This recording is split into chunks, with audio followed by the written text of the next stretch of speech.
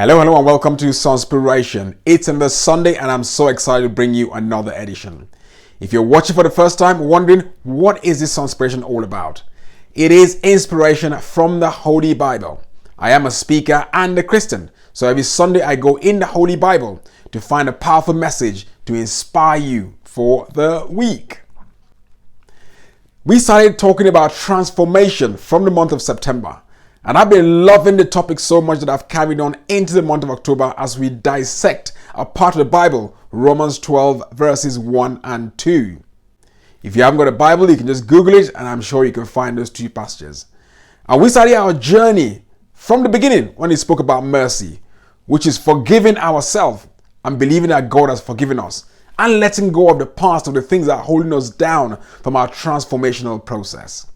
From mercy, we look to sacrifice. Now that you stepped away from the past, what are the things you need to shake up and drop off? Giving up something valuable for something more desirable. From sacrifice, we went to worship.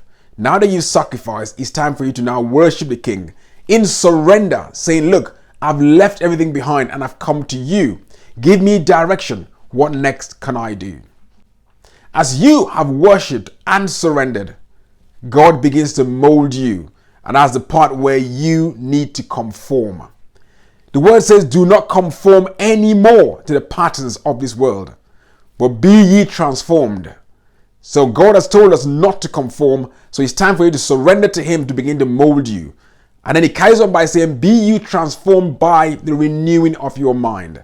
So now that you have conformed, you have to renew your mind. You have to restart your mind. You have to start thinking differently from the way you used to before at the beginning of your transformational journey. Once your mind is renewed, he now says you can now test and approve. So the next stage was testing and approving the new you that God has turned around through this transformational journey. And today we're taking the next step, which talks about you've tested and you've approved. And it says test and approve his will. When you hear the word will, the first thing that comes to your mind could possibly be when someone dies and writes a will. And the will is what they say, a will and a testament. What the person wants to happen to his property. What the person wants others to do in his family, his houses, his money. And that's a will. But will too could be, I have the will. That means having the urge, having the motivation, having the strength to do something. So willing to do it. The boy was willing to step out. But when we look at will here too, it could mean purpose. What is God's purpose for you? Because when you go through this transformational process, you've got to the end where you have tested. As I said last week, I can guarantee you that once you test, it's a guarantee that you will approve of his goodness. And so it's time for us to begin to ask the question, what is the will of God for your life, for my life? What is the purpose? Why has he created you? Because we have agreed in several videos I've done that he is the creator of all mankind. And everybody was created for a purpose. And so you have to go through a transformational journey and be molded to the way God wants you to be. And the next step will be to follow his own pattern, his own will for you on this earth.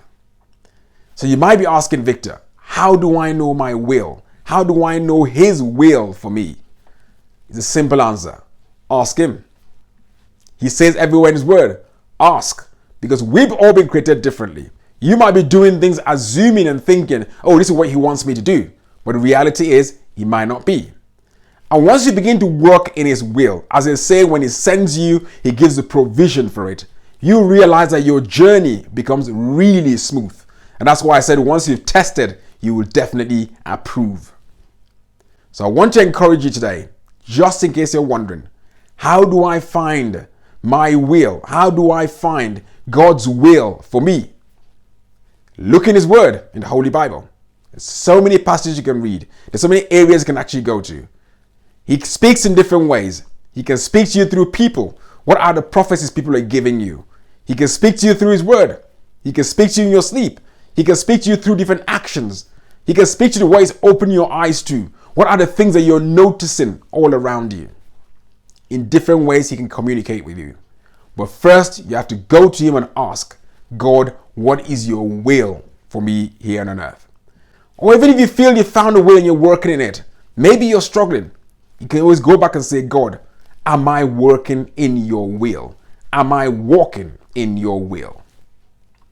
Go, ask, and he will definitely answer you, and he will point you in the right direction.